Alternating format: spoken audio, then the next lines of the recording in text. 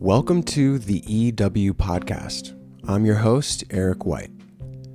Today I have a very exciting episode for you. Today's episode is a conversation with Dr. Edward Watts. Dr. Watts is the chair of the History Department at University of California, San Diego, and author of Mortal Republic: How Rome Fell Into Tyranny. In today's episode, Dr. Watts and I discuss this book and look for similarities and differences between the fall of the Roman Republic and the current moment in the United States. Dr. Watts shares his thoughts on what history can teach us about the future, why Rome is a good model for thinking about the possibilities in the US, why compromise and consensus are important to the healthy operation of government through the lens of the Roman experience, how political violence contributed to the downfall of the Roman Republic, and why we should pay attention to the eventual acquiescence of the Roman people to the rule of authoritarians. We also discuss the risks presented by political polarization and other topics. Just a few quick notes before getting into this interview. First, we recorded this a week before the 2020 US presidential election, so you will hear us make some comments that are at this point dated.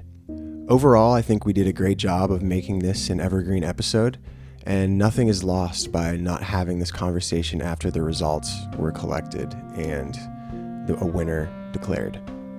Second, I just want to make clear my own political leanings before we get into this.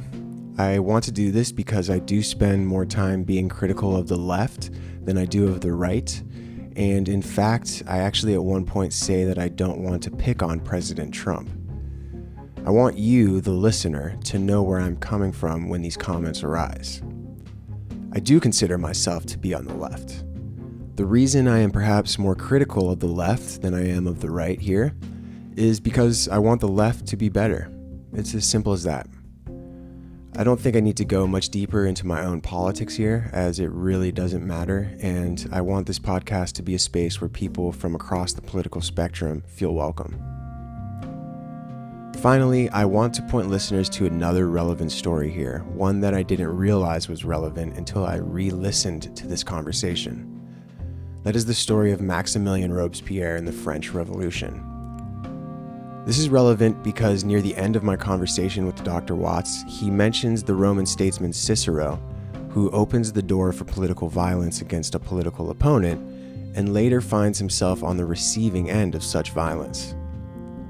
This is something that is not unique to Rome in world history, and this is why I would recommend anyone interested in how violence begets more violence to look into the story of Robespierre and how this man who helped usher in the French Revolution later became a victim of the very movement he helped inspire. I've provided a link to a relevant documentary on this in the show notes. So, those are all the notes I have. No more preamble. Let's just get into it. I thoroughly enjoyed this conversation with Dr. Watts, and I'm fairly certain you will as well. So without further ado, here is my conversation with Dr. Edward Watts.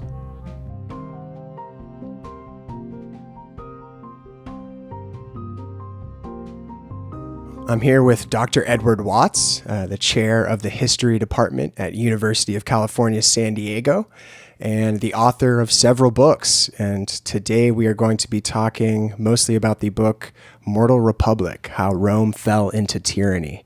So thank you very much for joining me, Dr. Watts. Oh, for sure. Thank you for having me, Eric. I'm excited. Yeah, I've been looking forward to this conversation for weeks now, ever since seeing you on the David Pakman show. I was like, oh, this is a rabbit hole I have to go down. So it has been interesting, and I'm very excited to share this time with you. Yeah, this is great, and I'm excited to see where we head to. Cool.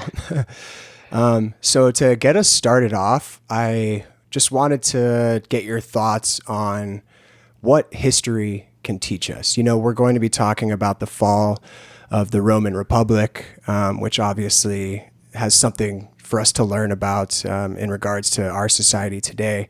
But how do you view history? Is it something we can use to predict the future? Yeah, I think that the important thing for all of us to understand is what history can and can't do. What history cannot do is predict the future. I think that that's one of the challenges that a lot of historians have, because the beginning of the conversation is, okay, so what can you tell me about the future by using the past? And when we say we can't tell you precisely, a lot of people shut the conversation down. And I think that's a mistake, because what history can actually do is provide us with a set of possible outcomes to what we're seeing. And they won't match exactly, because the past isn't going to exactly mirror the present, and the future won't mirror the past either. But what they can do is give us a set of tools to think more creatively about what outcomes we might see when certain events are unfolding in our world. And that can help us guide our actions and our reactions, because we can be aware that, if we behave in a particular way, it's likely that something similar to an event that happened in the past could happen in the future. But the other challenge is in somewhere like the United States, where we like to think we have a big, long history, but in the scheme of things, this is a country that's a little more than 200 years old, and that's not very old as things go. Hmm. When you look at historical cycles, some historical cycles last for a century, and so our story is not even close to its end point.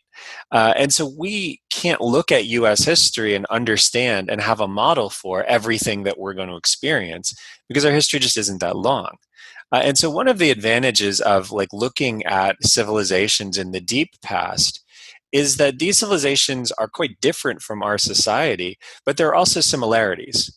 There's structural similarities in how they organize their political life. There may be climatic similarities. There may be ancient civilizations that deal with a pandemic that we can learn from, and it gives us more tools to think with and more outcomes to turn over in our minds, so that we're better informed about what is happening in the world and what's really at stake as these challenges that we face in our contemporary world unfold. What happens if we get it right? What happens if we get it wrong? And what are some possible outcomes that we can entertain? And what history will say is just simply, this is how you can think in new ways about events that you really haven't seen before. Hmm. Do you think it can be a model for decision making? There's some specific things I want to get into today that are topics of political conversation that certain sides are supporting that seem to maybe not be in the best interest of the future of our country. Do you think that history should be used in these situations to say, no, we shouldn't do this, maybe? Yeah, I think that there's big picture things that history will definitely suggest to us are bad. Um, Things like using violence to win elections. This is just universally bad. There isn't a good outcome when that happens, because the purpose of an election is to have a occasion where the entire population that's eligible to vote comes together and gives its voice to a decision. And that decision then is legitimate because those people freely chose that decision. And so if you're taking weapons into an arena where people are voting, you're not enabling them to freely make that decision. Hmm. And that's a basic principle. I mean, that's something that regardless of how different the society is, there is not a society that says we value the free choice of our citizens and we can compel them to vote in a certain way, because those things are not, they aren't compatible. They're not even remotely compatible. And so I think we can look at the past and say, well, okay, that's an example of something that we have many examples from the past where voting that is done under compulsion leads to results that people don't think are legitimate, and that creates more violence. And so in that case, history definitely shows us this is a bad thing to try to do. This Hmm. is a bad way to run a republic or run a democracy. It never results, the best case, it results in illegitimate decisions. The worst case, it results in civil war. But never is it something that is conducive to the long-term health of a democratic system. And so I think history can give you these big pictures where you can say, okay, well, some of these societies are radically different from each other. Ancient Greece and Carthage and Rome and the modern United States are all radically different from one another. But in none of them is it okay to use violence to compel people to vote a certain way. It never works out, because the structure of that system says that that kind of behavior is incompatible with the basic principles that are supposed to uphold that system. Yeah, and the story of violence in politics is definitely one that comes into from what I gleaned from your work, your book, something that definitely had a major contribution to the downfall of Rome. And I want to spend some time there because it feels like we're on the verge of something analogous to that. But I guess before we get into some specifics, I have two more questions that I want to kind of ask to give some more context to our conversation. And the first one of those is when the founding fathers were constructing our government here in America, Rome was definitely a model that they used to, decide how the government would operate.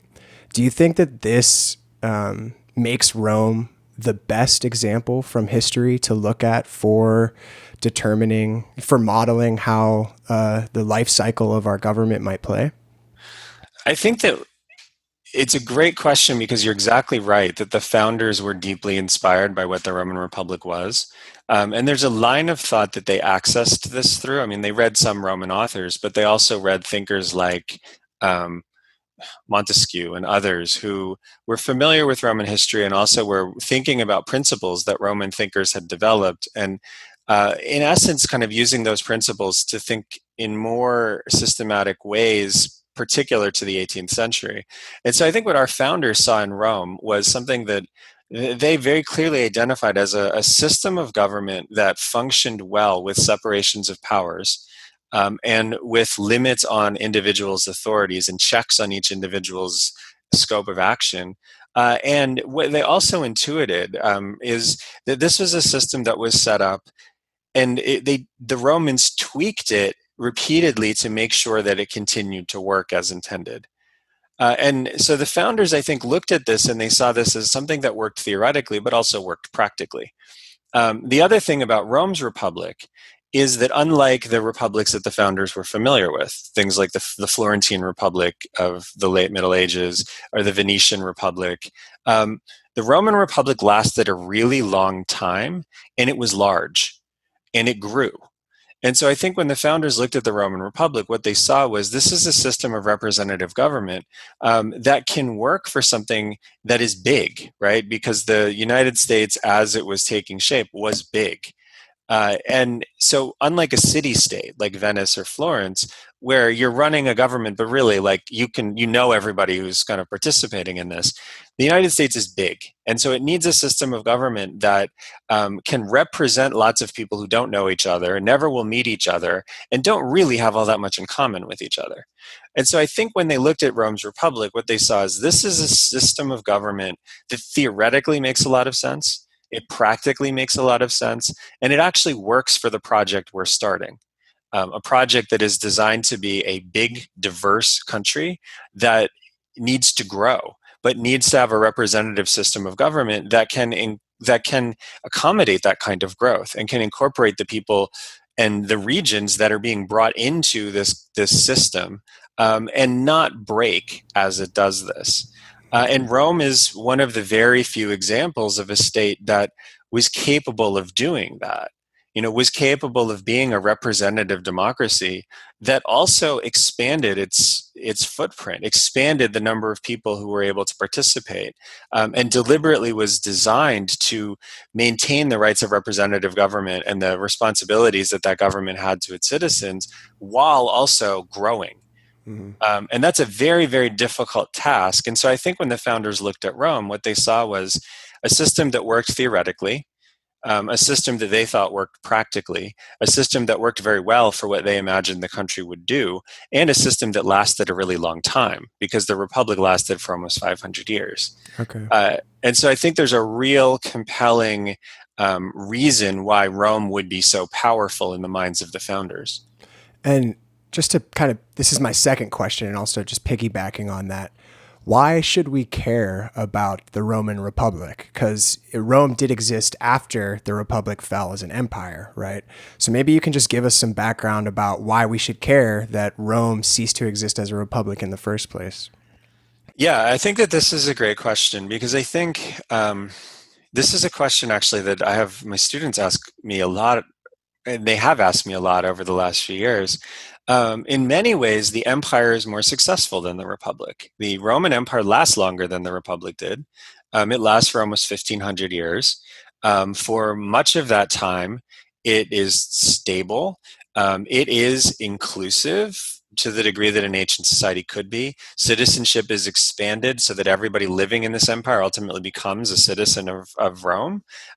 It begins as something that looks like a 19th century empire. It ends as something that's a lot closer to a nation state. And so there's a lot you can say about the empire that you can say this is a successful political enterprise. Um, but it's not a free political enterprise. The emperors are still constrained in a way that I think a lot of people don't understand, right? We imagine that these are complete autocrats with the freedom to do whatever they want, and they weren't.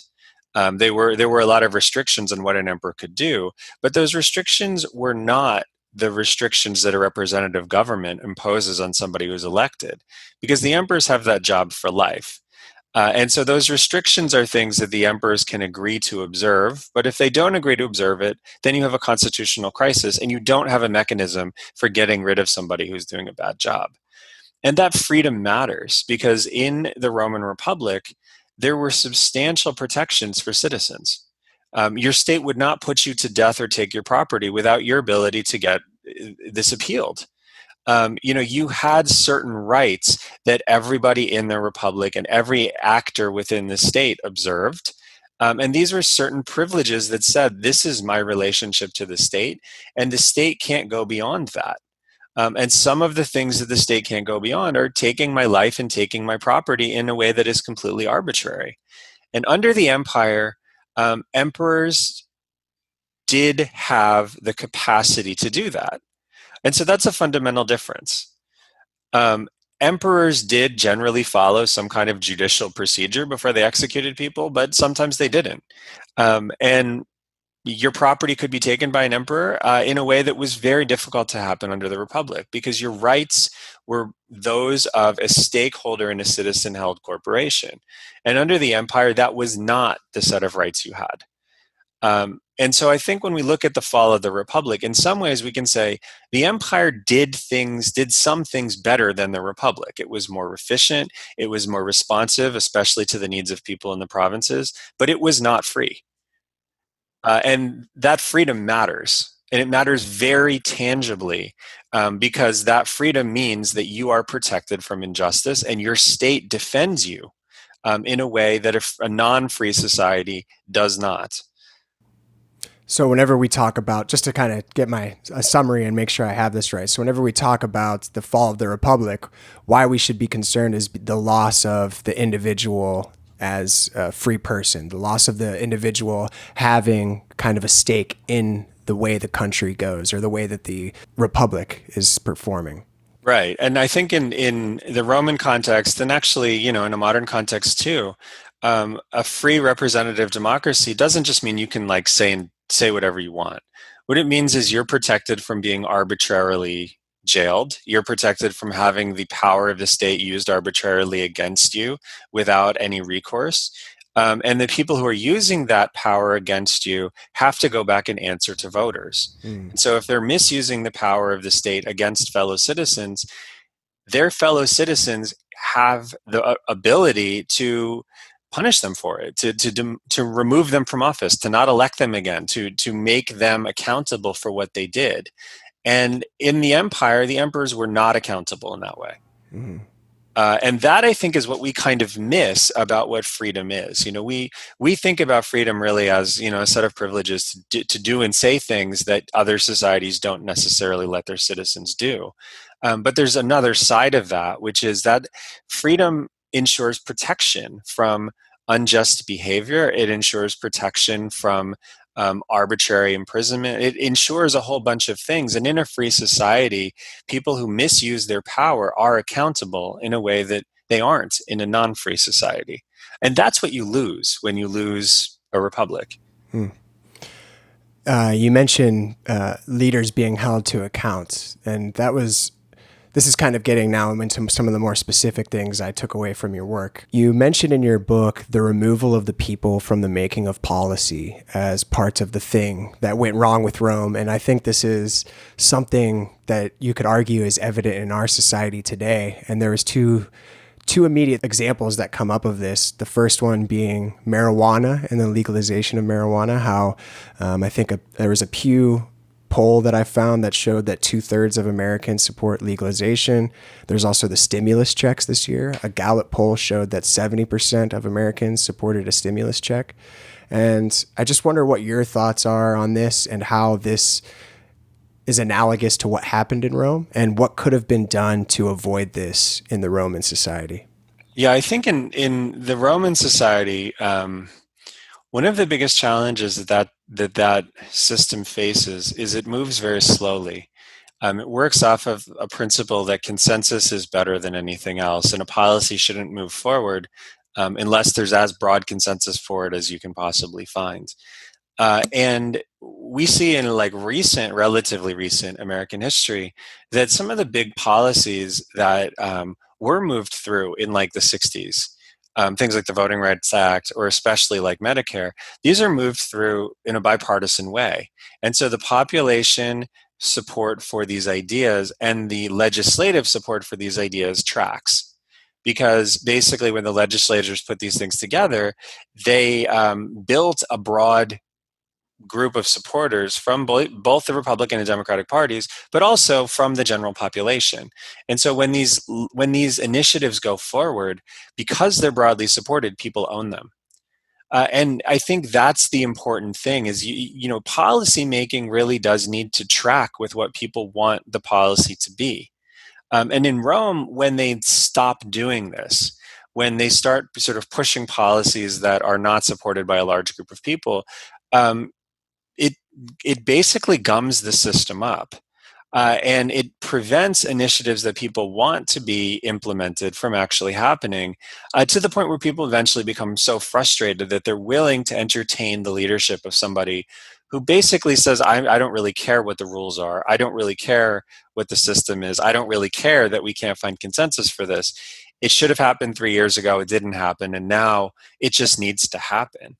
And a great example of this is in the year like 6059 BC, where there is a obstruction of really popular measures by a minority group of people in the Roman Senate.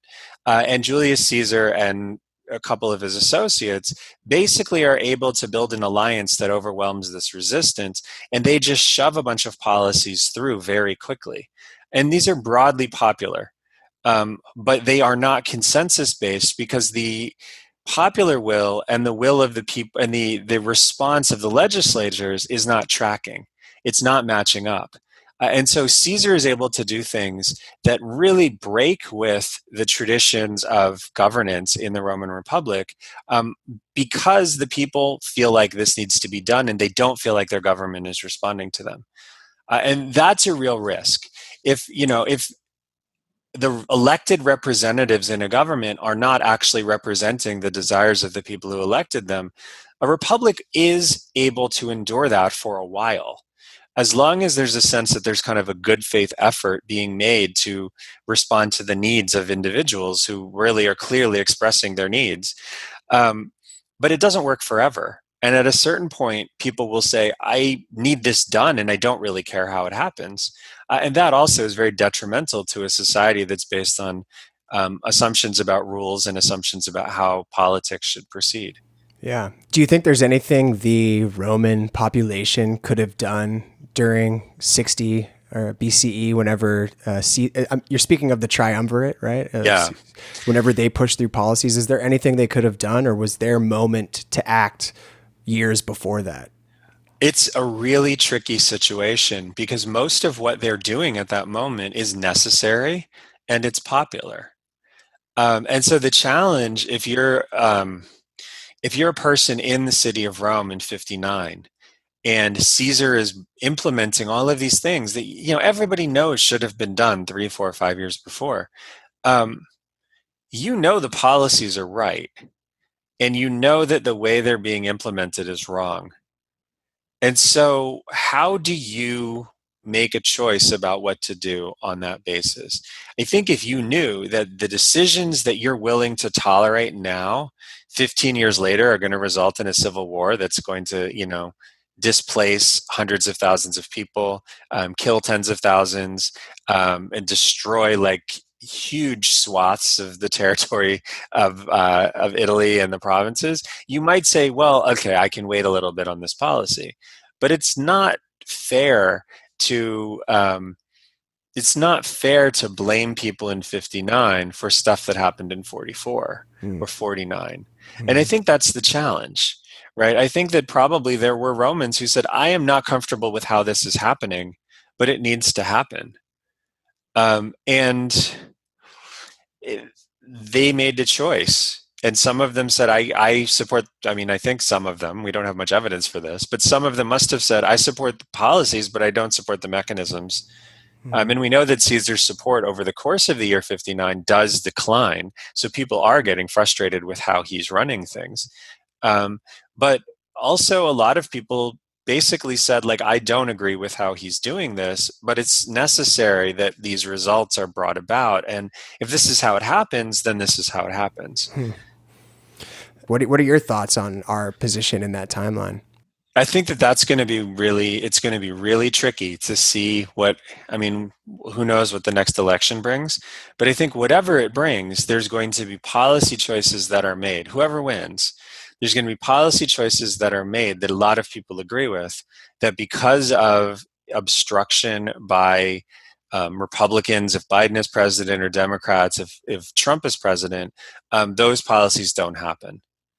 And then what do they do?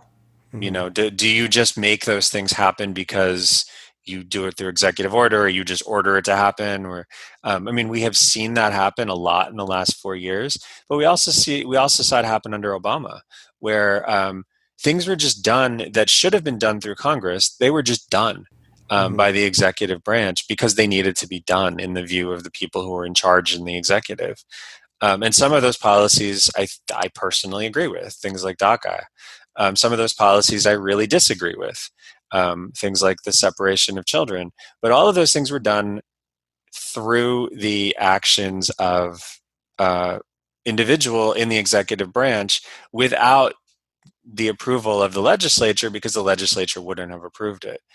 That's one thing that seems to be kicked around a lot by the left, which really frightens me. You know, the end of the filibuster is something we might see, the packing of the Supreme Court.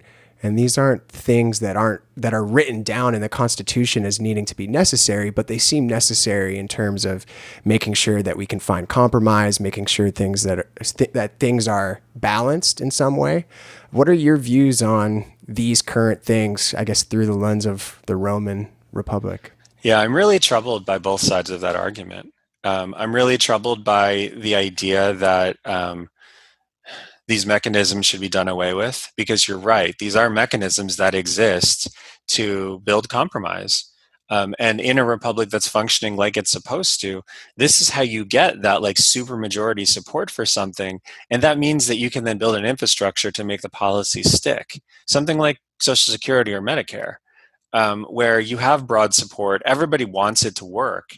And because everybody wants it to work, everybody kind of buys into making it work. Versus the Affordable Care Act, where that buy-in didn't happen. And so instead of trying to make it work, you have arguments about like typos in the text of the law. And it is not allowed to work because there never was this consensus for it. But the Roman example also shows that those techniques that are supposed to be used positively to build consensus can be used negatively to just prevent anything from happening. And the Romans don't ever have a good answer to that. And that's the problem, right? You know, they trust that people are going to behave in a way that's responsible, and they're going to use these tools like they're supposed to be used. And they never really figure out what happens when somebody is misusing these tools. Do you think it has anything to do with the emergence of career-driven politicians and people who were more interested in their own advancement than the greater good of the Republic? I think in Rome you do have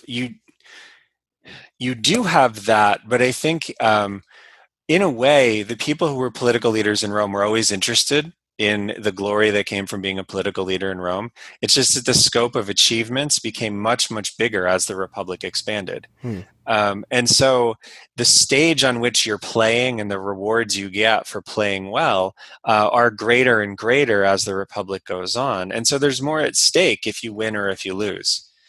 And so I think that creates a sense of uncompromising, an uncompromising approach to politics, because the stakes have become very, very high in a way that they weren't, 200 years before. And so, like, when I start the book, we start really in the 280s and 270s BC. And at that point, Rome is powerful, but it's economically pretty backwards. And the main thing that Romans wanted to achieve was honor and respect within the state.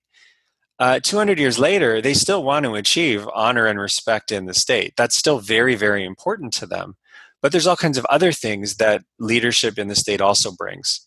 And that makes it more complicated when you're trying to negotiate these sorts of things, these sorts of political questions.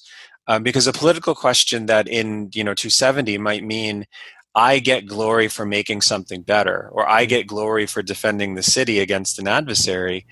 In 70 might mean I get glory for defending the city against an adversary, and I also get a lot of plunder, and I also get these other things, and I can pay off the loans that I had to take out to win election because elections have become super expensive.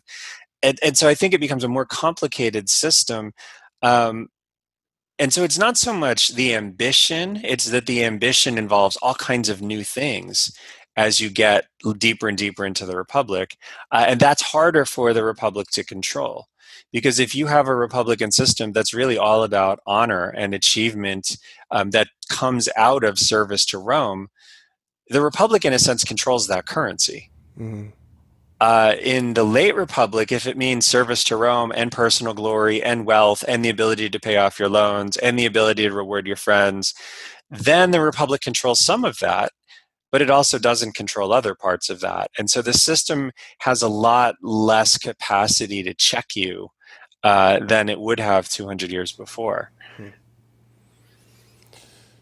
Yeah, that's an interesting point, that the ambition is always present, but some of the motivating factors for that ambition, or the way that achieved ambition can be used, become different as the Republic starts to age. Yeah. Whenever we talk about the fall of Rome, just another context question here, what is the time period that we're talking about? How many years did it take for Rome to fall, the Republic? So for the Republic basically, it comes under severe strain in the first century BC. There's a moment where there's a dictator who takes power to restore the Republic in the year 80, so 81 to 79 BC. And then the Republic continues until the civil war between Caesar and Pompey in 49 BC.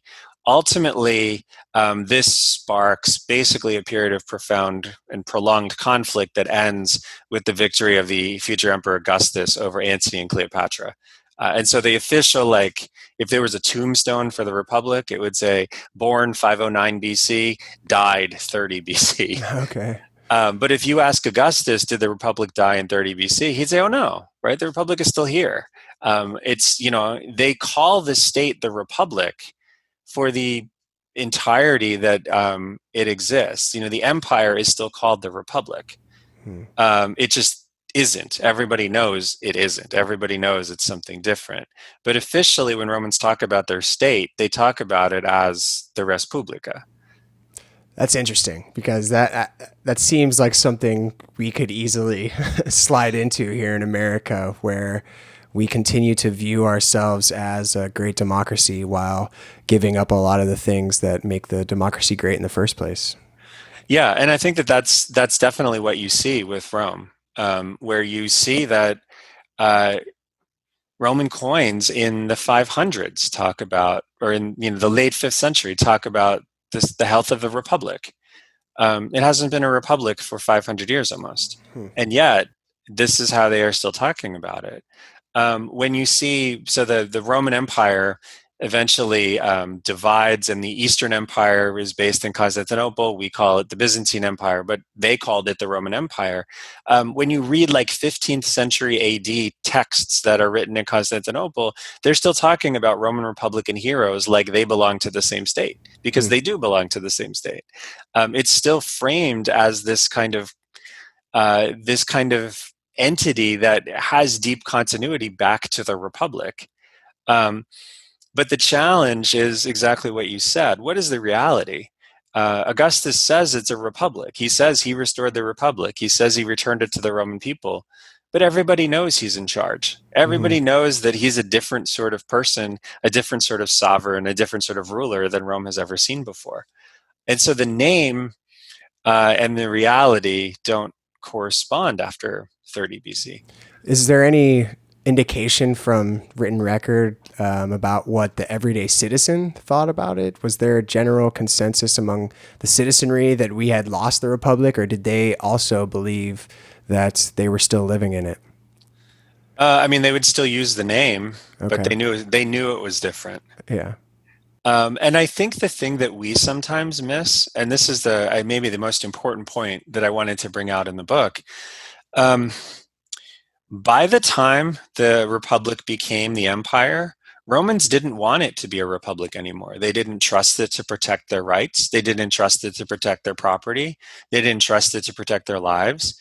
And so they were willing to have Augustus take over as this figure who did protect those things, who would guarantee that if there's a famine, someone will provide food, who will guarantee that there's not going to be civil war, who will guarantee that some general is not going to come in and take your property so that he can distribute it to his soldiers. The Republic used to be able to guarantee all those things easily. And when it stopped being able to guarantee those things, some of the things that we imagine are so important to a free society, like the ability to say whatever you want, don't matter if that free society can't protect your life. And what Augustus was able to say is, there will be some restrictions on what you can do. You cannot run for office if I don't want you to. You really need to be really more careful about how you're doing certain things that were permitted under the Republic. But your life will be protected. Laws will be applied. There will be a system that governs how you behave, and it will be different. But the Republic couldn't do those things for you anymore. And a lot of Romans basically say, you're right. So it was a willing giving up of personal liberties for the feeling of safety and security. There's an acquiescence. There is a sense of this. There are benefits to what Augustus is bringing, and we miss that, and we haven't had that for a while. And so I wouldn't say that there's. I think we have to be careful, because it's very hard to say what do Romans really want. But they are clearly willing to accept that this system is something that gives them things they do desire, and the Republic can't give them anymore. And so I think it's more acquiescence than like a willful desire to have Augustus in charge. It's more like, yeah, okay. Yeah. There are some good things that this brings about, and okay, like we're not going to fight it. We're willing to go along with this. How does it make you feel then today to see the threat of violence, the threat, like civil war seems to be something that, I've seen polls where over 50% of Americans believe that we are heading towards a civil war. Do you think that Rome suggests that this threat of violence could lead us to an authoritarian future? Yeah, I think that the real risk when a society degenerates into violence is, eventually that society wants someone to bring peace. And that system that, the system that brings peace might be representative, but I think there's no guarantee it would be. And that's the danger of introducing violence into politics, is it is not something that can exist within a system. There's a philosophical work that Cicero writes, where Cicero says, in essence, if you have a republic that's governed by violence, it's not a republic at all. And what you might get are moments where someone is strong enough that everybody's afraid of them. But that's not stable, because the minute somebody decides they can challenge that person, you just fall back into it again. And so violence has no place in a society that's governed by law, because law and violence cannot coexist. And I think Sister is exactly right there. Um, you move into this space where politics is decided by force. You struggle to get out of that space again, and it's very, very hard to imagine where that leads. It might lead back to some kind of representative government. After the Civil War in the 1860s, it sort of did. I mean, it eventually, I mean, it's a Republican form of government. In the South, not so much representative. In the North, still representative. And we can argue a lot about how representative, the government in the 1860s was, but it's a lot better than what, could have happened. Mm-hmm. And I think that's the real risk, is once you bring violence into the political arena, it's very hard to get it out, and it's very unpredictable what results from that. But I think we're naive if we think that what comes out of that is a free society, guaranteed. Mm-hmm. It might come out as a free society, but I think everybody should be terrified that violence is entering into political life, because the consequences are both really dangerous and really unpredictable and hardly ever good. Yeah. I don't want to spend too much time here, but I'm maybe misremembering what the cause of this civil war was during the Roman history. Was this because of who had citizenship in Rome? So there's a civil war. Well, there's something called the social war that happens around the year 90 BC, and this is about citizenship. Basically, Rome has a host of Italian allies who are governed by Roman policies and deeply integrated economically into the Roman system of government, but they're not Roman citizens, so they don't have any direct involvement in how decision making is made. And what ends up happening over the course of about 40 years is lots of laws are being made in Rome that disadvantage Italian allies but advantage Roman citizens. And so there's a rebellion in 91 that spills into the early 80s BC. And the whole source of this is these Italian allies don't want to be part of this system anymore because they don't feel like their rights are being respected. The solution to it is to give them all citizenship. And Rome eventually does that, and the fighting stops. And it's in a way one of the most brutal wars in Italy in this period, but it's also one that has a super easy solution. Mm-hmm. And that solution is a peaceful solution to just extend citizenship to the people who were complaining that decisions were being made without them. And so that war is one where you do have something that resembles a civil war. It's not exactly a civil war, but it resembles a civil war. And the result to that is representative, right? If representative democracy could fix that problem. The other civil wars are more complicated, and it's harder to solve those. So there's a civil war that immediately follows on the social war. That is really a civil war where Romans are fighting other Romans. And in that context, it ends up with the dictator Sulla winning an absolute victory and massacring tens of thousands of people. It seems like, at least with the social war, that we are in a situation that could also be solved by dialogue or compromise and finding middle ground. And it seems as though we have lost the ability to talk to the other party and hear their concerns. Does this loss of reasonable dialogue concern you? And how do you think Rome could have injected that back into their discourse? Yeah, it really concerns me to see the inability of people who disagree politically to not only find common ground, but in some cases even have a conversation and treat each other respectfully. That really worries me because, on a very basic level, we're all citizens of the same country. And we should value the fact that that's a major thing to have in common. And the outcome in this country is something that we all share. And it can't be divided based on, this particular political party wins, therefore all of the benefits go to the people who support it. We don't think that way. That's not how a representative democracy is supposed to work. And in In Rome, the challenge is a little bit different because they don't have political parties. Right. Okay. And so in Rome, what you have are basically, here I guess you could say politics is a team sport. There, it's an individual sport. Hmm. And so you have individuals who bounce around the various political, they bounce around the political spectrum, where somebody who earlier in their career might be a real reactionary becomes a super populist reformer and then bounces back and becomes a reactionary again. There are people who stay true to a kind of political brand, and Caesar's a great example of that. And on the other side, Cato is a great example of someone who, has the opposite political brand from Caesar.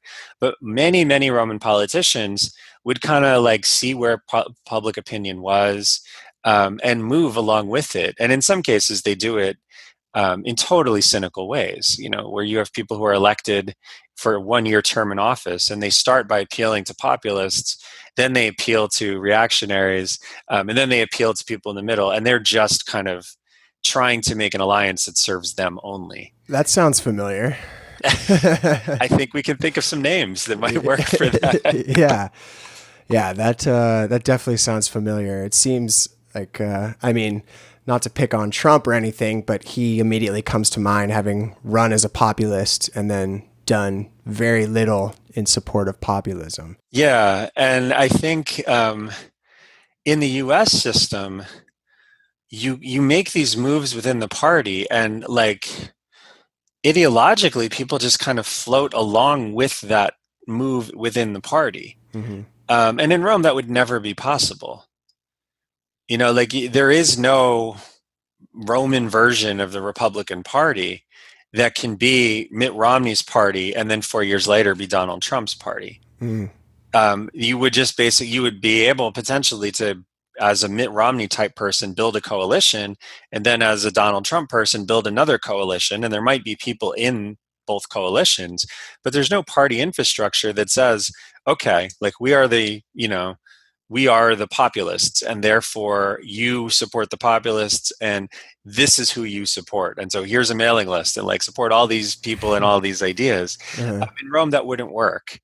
And so what that actually means is, in some ways, we're worse off. I was going to ask if you think that's a disadvantage. It doesn't sound like it would be beneficial to getting to consensus, to have this team mentality. Yeah, I think that's one of the really big challenges. And I think on some level, that's why the founders really didn't like the idea of political parties. Because it does create this kind of structure where the space to reshuffle the deck is much more limited, because you have this whole infrastructure that's supporting one particular line of approach or one particular platform, or however you want to define the power of the party to direct an agenda. And in Rome, that just simply didn't exist. And so the deck shuffled again each year as more people kind of cycled through their offices. People refashioned themselves for a new election campaign. And so you did have people who had, dedicated supporters. But the way that we have kind of fixed identities that are tied to political parties didn't exist there. And so the space for conversation was bigger. Do you think that a possible solution to this problem could be introduction of more parties, the opening up of our political discourse to more than just two teams? Yeah, I have to confess, I'm so struggling with how you get from where we are to where I think we ought to be. I think where we ought to be is we're all citizens of this same country. We all have a vested interest in it succeeding. We need to have conversations about what are the things that we can do collectively to make everybody function better, to make everybody do better, Mm-hmm. to make this society respond better to the needs of everybody who lives in it. But I'm not sure I know how to do that. I'm not sure I know what steps we can take that can create the space where you have that shared understanding and even that shared respect to have a respectful conversation. Mm-hmm. There's a book by Michael Tomasky that lays out some solutions to what he sees as this polarization.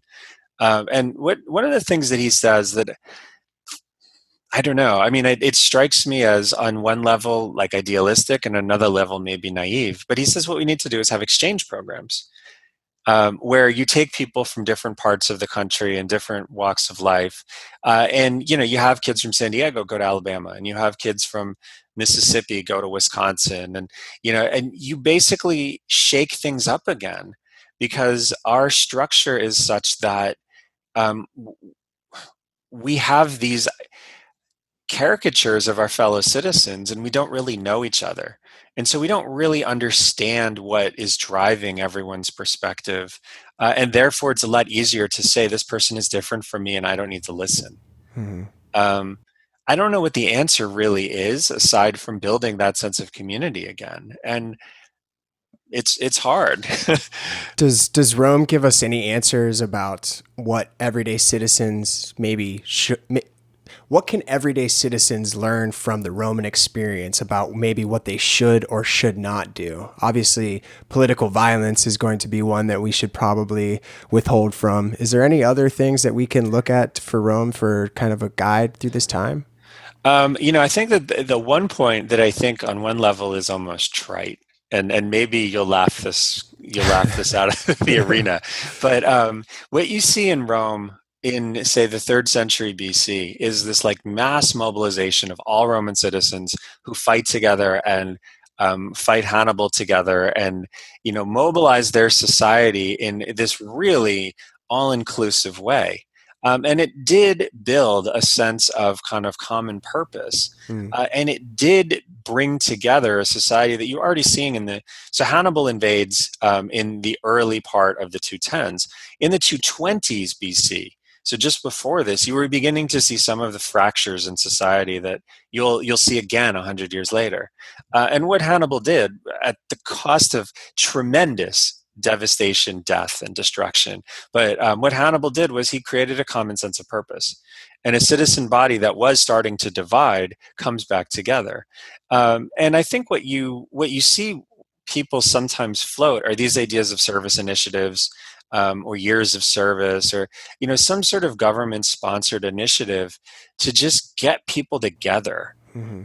to get people from around the country together to do something in common and to solve a common problem, and get to know each other and have friendships that span across not only geographical regions, but race and class and gender, so that there is just a bigger sense of like, first of all, we're all in this together, but then second of all, um, we do all have common goals. Hmm. We all are trying to approach things honestly in a way that we think is best. And these kinds of interactions are things that I think we should try to foster, because what Rome does show is when the society comes together, and granted, it had no choice but to come together, Yeah. but when the society comes together, some of the fractures that you see, uh, they go away because there is a common set of understandings about what it means to be part of that society. And that would be something that I think could help us. Ah, man, that makes me feel like we missed such an opportunity this year with coronavirus, and by making this whole thing so politicized, it really could have been an opportunity for us to realize our brotherhood and in this country and the shared objectives that we all have. I mean, I would venture to say that most Republicans and Democrats have much of the same core interests in wanting safety, wanting their family to do well, be healthy, have their freedoms. And yet we've let the system politicize us to the point where our Hannibal becomes, a political football. Yeah. Yeah. And I think you're right. There was, I have a really good friend in New Zealand who lives in the Prime Minister's district. And you look at what happened in New Zealand, where they do come together. There is an understanding of shared sacrifice. There is an understanding that um, this is something that brings us all collectively together into a space, and collectively we do have the capacity to respond to this if we do it in a way that is respectful. Um, it can be done, right? I mean, Mm-hmm. this crisis did, in some places, produce that kind of positive effect. Uh, yeah, so I think you're right, but I mean, that to me is that to me is the best hope for a way forward, where Americans um, really do acknowledge the humanity of each other.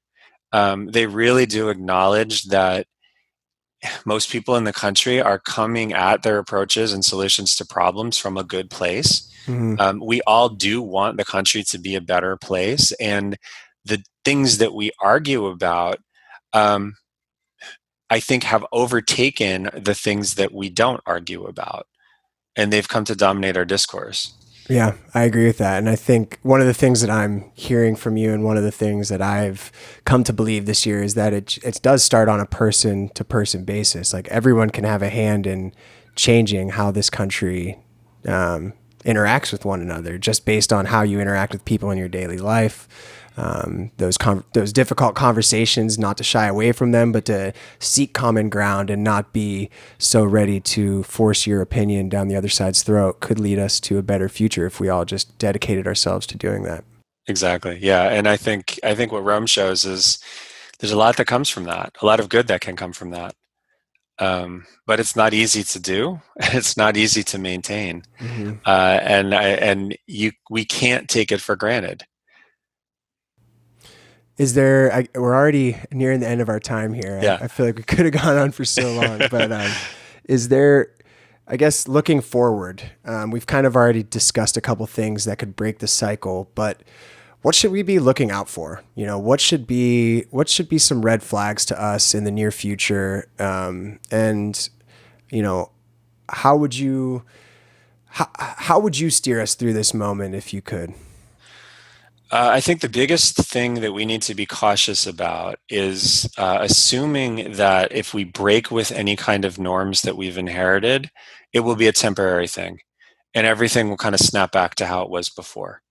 And so, if the Supreme Court is packed, we have broken a norm. We're not going to go back to how things were before. And the more norms that you break, the more stress you place on our political system. Mm-hmm. Now, Cicero, I think, gives a great example of somebody who blinks occasionally. So Cicero, again, advocates really powerfully against violence in politics. But in 53 BC, one of his political opponents, who he loathes and he cannot defeat politically, gets assassinated in the street outside of the city of Rome. And the guy who's brought up for trial for this, Cicero defends in court and says basically, you know what, like nobody is upset that this guy's dead. So we shouldn't punish the guy who killed him. Hmm. It's one blink, right? It's a very specific moment where Cicero says, okay, well, you know what, violence here is fine. Violence is not fine conceptually. We shouldn't do it. There's no place for it in a republic. You know, a republic guided by law, governed by violence, is not governed by law. And yet, in this one case, like, let's look away from it. And that is such a serious mistake. Because if you 99% of the time say no violence, and then 1% of the time, like Cicero, you say, okay, well, but in this case, violence is okay. Everybody can have a in this case, Mm-hmm. and nothing holds. And I think the real challenge that we're going to face is we have to be very, very careful to not assume that our republic and our freedom is always going to be there. And so whenever we make a choice to do something different, we have to make that choice with the full understanding that we might be putting at threat the very structure that has worked to guarantee our freedom for a very long time. That doesn't always mean it's the wrong choice, but it means we always have to be aware that a possible consequence of the choice we're making is we are going to undermine part of the integrity of the structure that's made our country a free country. Hmm. And you know, that's not a prescription for how we should behave. It's just a warning to be really careful about how we think about what we do, and to not be like Cicero, where we know what the principles are. We know what we value, but we say, well, you know, the republic's strong enough in just this one case, like we can look away and let something different happen. Mm-hmm. And it's such a profound mistake that it's worth noting that Cicero dies because he was executed by violent opponents who were taking over the Roman state. He opened the door for that. He opened the door. Yeah.